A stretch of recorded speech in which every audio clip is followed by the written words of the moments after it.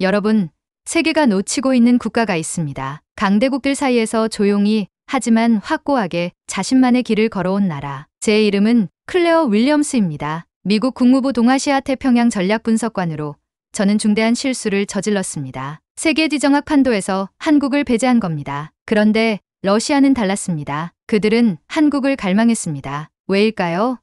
삼성 냉장고가 사라지자 모스크바는 멈췄습니다. 현대중공업이 없다면 북극 항로는 막히고 포스코 없이는 전차도 취약해집니다. 이건 단순한 제품들이 아닙니다. 시스템입니다. 정치가 멈추고 혼란이 와도 작동하는 그 멈추지 않는 시스템의 나라. 이제 여러분은 세계가 진정으로 원하는 나라가 어디인지 알게 될 것입니다. 그리고 왜 한국이 옵션이 아닌 구조인지를 깨닫게 될 것입니다. 저는 클레어 윌리엄스, 미 국무부 동아시아 태평양 전략 분석관입니다. 2025년 1월 17일 워싱턴 DC의 국무부 14층 회의실에서 있었던 일이네요. 창문 너머로 흩날리는 눈을 바라보며 동아시아 위기 대응 시나리오를 작성하고 있었습니다. 회의 주제는 비상시 전략적 자원 및 교역 재편성이었죠. 미국, 중국, 러시아, 일본, 북한, 대만 각국의 카드를 하나씩 내려놓으며 가능한 모든 시나리오를 분석했습니다. 그런데 저는 하나의 국가를 빼먹었어요. 한국이었죠.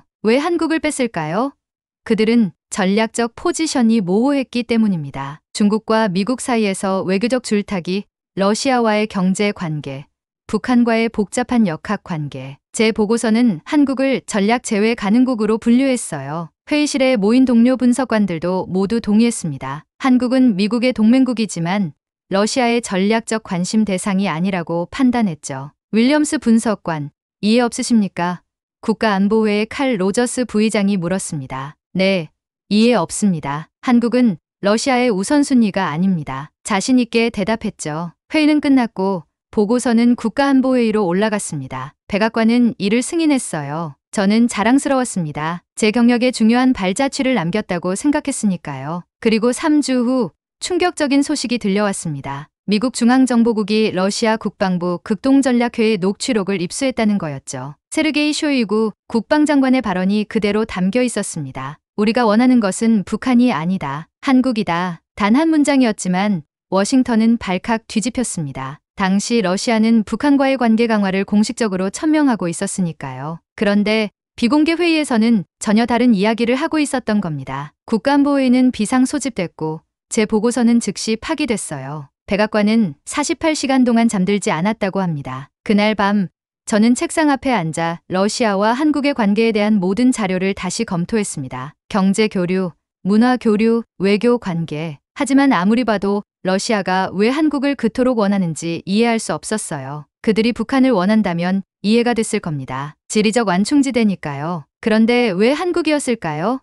그 의문을 풀기 위해 저는 직접 나서기로 결심했습니다. 다음 날 아침 중앙정보국 본부로 향했습니다. 제 신분증으로는 접근할 수 없는 구역이었지만 국무부 특별 지시가 있었기에 통과할 수 있었어요. 지하 3층의 회의실에서 러시아 전문가 알렉스 콜린스가 저를 기다리고 있었습니다. 그의 앞에는 두꺼운 문서 뭉치가 놓여 있었죠. 이게 모스크바 녹취록 전문입니다. 45페이지예요. 알렉스가 말했습니다. 문서는 러시아어로 쓰여 있었어요. 러시아어를 아는 제가 검토하고 싶었던 거죠. 첫 페이지를 넘기자 쇼이구 장관의 발언이 이어졌습니다. 북한은 지리적 완충지대일 뿐이다. 그러나 한국은 시스템이다. 이어지는 내용은 더욱 충격적이었어요. 쇼이구는 계속해서 한국의 중요성을 강조했습니다. 삼성전자가 사라지면 우리 군사 시스템의 30%가 72시간 내에 마비된다. 현대중공업이 없다면 우리 북극 항로 프로젝트는 최소 15년 지연된다. LG화학 없이는 우리 배터리 자립이 불가능하다. 러시아 분석관의 보고도 있었습니다. 2023년 겨울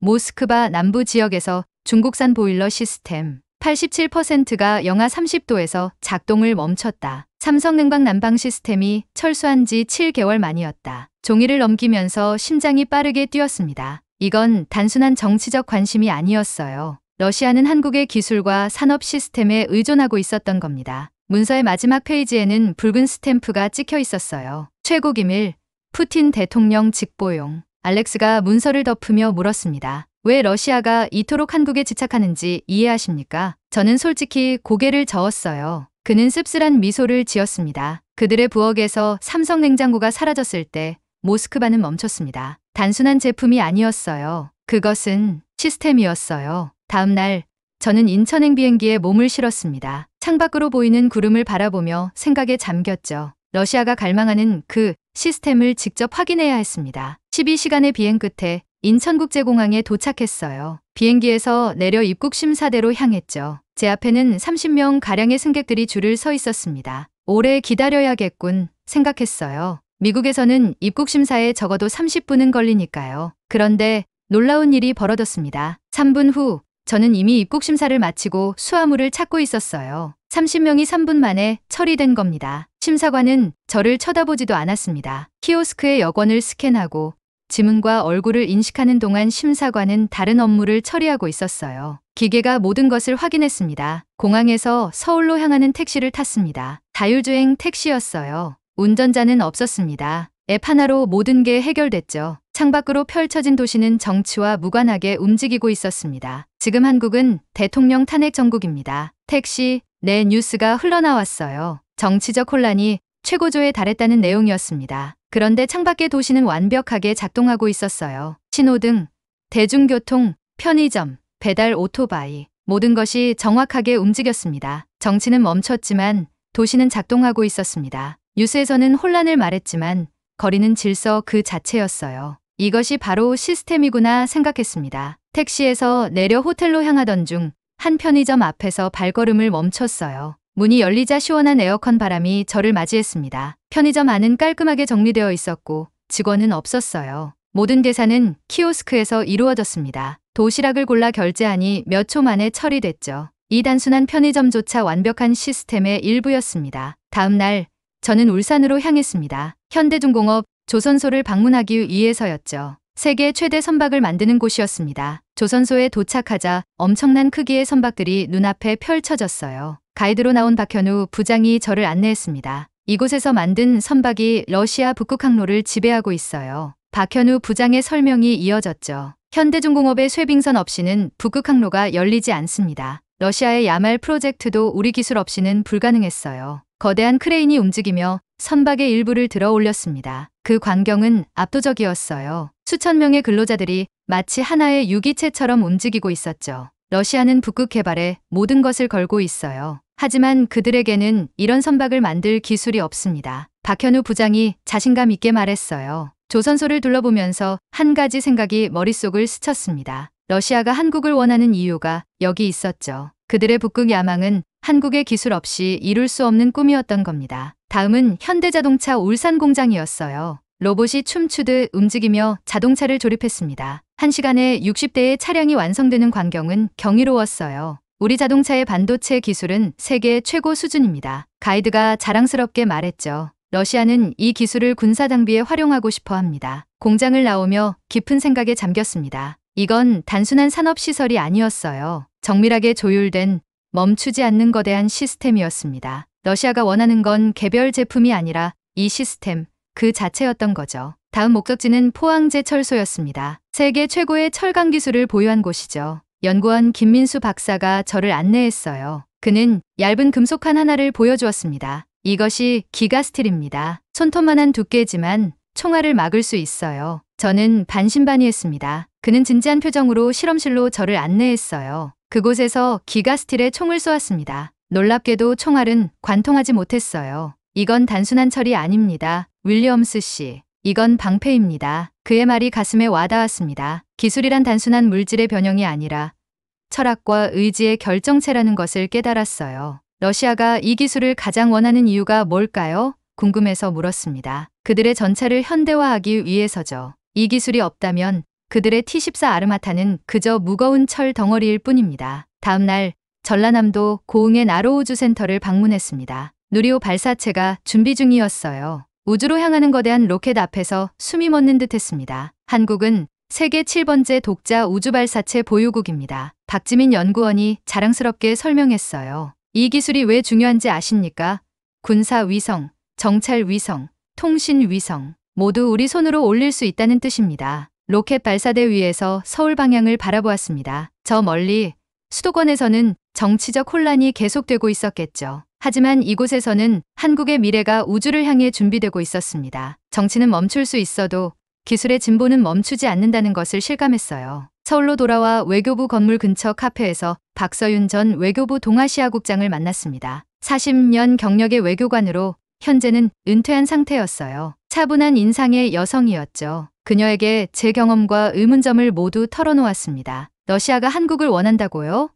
놀랍지 않네요. 그녀는 차분했어요. 왜 그렇게 생각하세요? 궁금해서 물었습니다. 러시아는 언제나 한국을 필요로 했어요. 소련 시절부터요. 그녀는 오래된 사진을 보여주었습니다. 1990년 한소 수교 당시의 모습이었어요. 그들이 원했던 건 우리의 시스템이었어요. 정치가 아닌 시스템. 창밖으로 비가 내리기 시작했습니다. 빗방울이 창문을 타고 흘러내리는 것을 보며 생각에 잠겼어요. 이 조용한 카페에서 저는 한국의 정체성에 대해 새롭게 이해하기 시작했습니다. 한국은 왜 항상 조용히 행동합니까? 왜 자신의 전략적 가치를 드러내지 않죠? 박서윤 전 국장은 잠시 생각에 잠겼어요. 그리고 천천히 입을 열었습니다. 우린 전선 위에서 배웠어요. 평화는 선언이 아니라 구조입니다. 그녀의 말이 깊이 와닿았습니다. 한국은 70년 넘게 휴전선 위에서 살아왔어요. 그들에게 평화는 구호가 아니라 일상이었던 겁니다. 그런데 왜 미국은 한국의 가치를 과소평가할까요? 솔직하게 물었어요. 그녀는 미소 지었습니다. 당신들은 선언에 익숙해요. 우린 이걸 할 것이다. 저걸 하지 않을 것이다. 하지만 우리는 선언하지 않아요. 우리는 준비합니다. 대화를 마치고 호텔로 돌아오는 길, 서울의 밤거리를 걸었습니다. 네온사인이 빛나는 거리, 늦은 시간에도 활기찬 사람들. 이 도시는 살아 숨쉬고 있었어요. 한 지하철역 앞에서 발걸음을 멈췄습니다. 사람들이 질서정연하게 줄을 서서 전동차를 기다리고 있었죠. 아무도 새치기 하지 않았고 모두가 서로를 배려했습니다. 이것이 시스템이구나. 깨달음이 밀려왔어요. 호텔 방으로 돌아와 노트북을 펼쳤습니다. 지난 수일간의 경험을 정리하며 새로운 보고서를 작성하기 시작했어요. 창밖의 서울 야경을 바라보며 러시아가 왜 한국을 원하는지 이제야 명확히 이해했습니다. 그것은 기술이었어요. 하지만 단순한 기술이 아니라 기술을 만들어내는 시스템이었습니다. 삼성, 현대, LG 이런 기업들은 제품을 만드는 회사가 아니라 시스템을 구축하는 조직이었죠. 그리고 그 시스템은 정치적 혼란 속에서도 멈추지 않았습니다. 러시아가 원했던 것,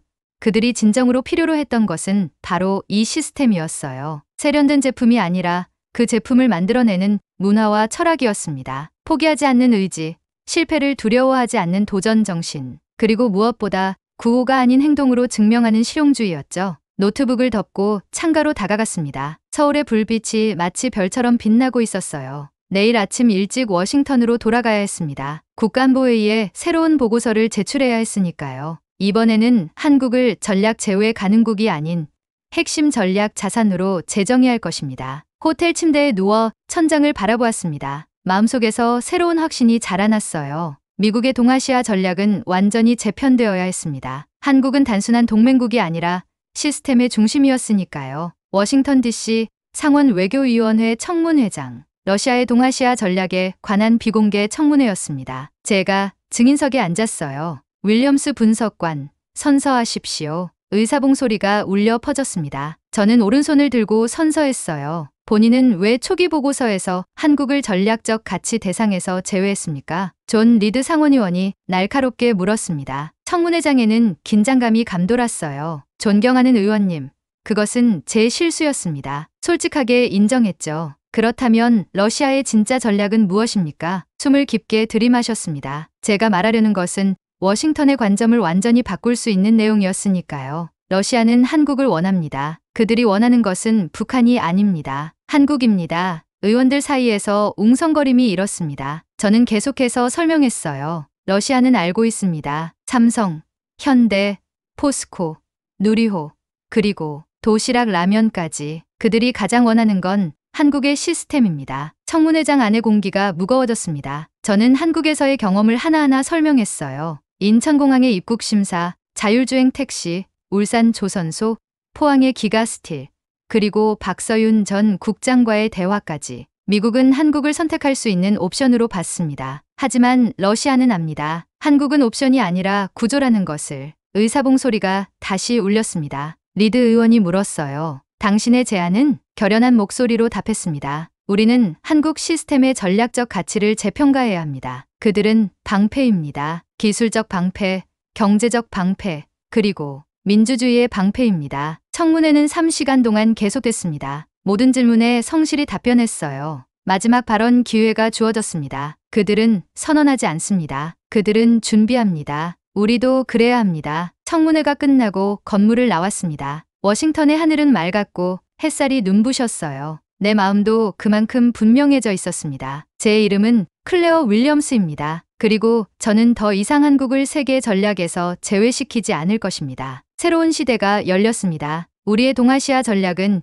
이제 한국을 중심으로 재편될 것이에요. 백악관으로 돌아와 대통령 안보보좌관을 만났습니다. 그는 제 보고서를 읽고 깊은 생각에 잠겨 있었어요. 윌리엄스, 당신의 보고서는 우리의 시각을 완전히 바꿨습니다. 그런데 왜 우리는 지금까지 이것을 보지 못했을까요? 우리는 군사력과 정치를 봤습니다. 하지만 시스템을 보지 못했어요. 솔직하게 대답했죠. 회의실 창문을 통해 링컨 기념관이 보였습니다. 미국의 상징이자 민주주의의 성지였죠. 문득 깨달았어요. 우리는 거대한 기념물과 웅장한 선언을 중요시하지만 한국은 조용히 시스템을 구축해왔다는 것을요. 러시아와 중국이 북극에서 군사훈련을 시작했습니다. 참모 한 명이 속삭였어요. 그 말을 듣고 모두가 긴장했지만 저는 이상하게도 평온했습니다. 이제 알고 있었으니까요. 한국의 쇠빙선 기술 없이는 러시아의 북극 작전은 불가능하다는 것을요. 그들은 언젠가 한국으로 돌아올 수밖에 없었습니다. 일주일 후 국무부는 공식적으로 동아시아 전략을 재검토한다고 발표했어요. 한국은 더 이상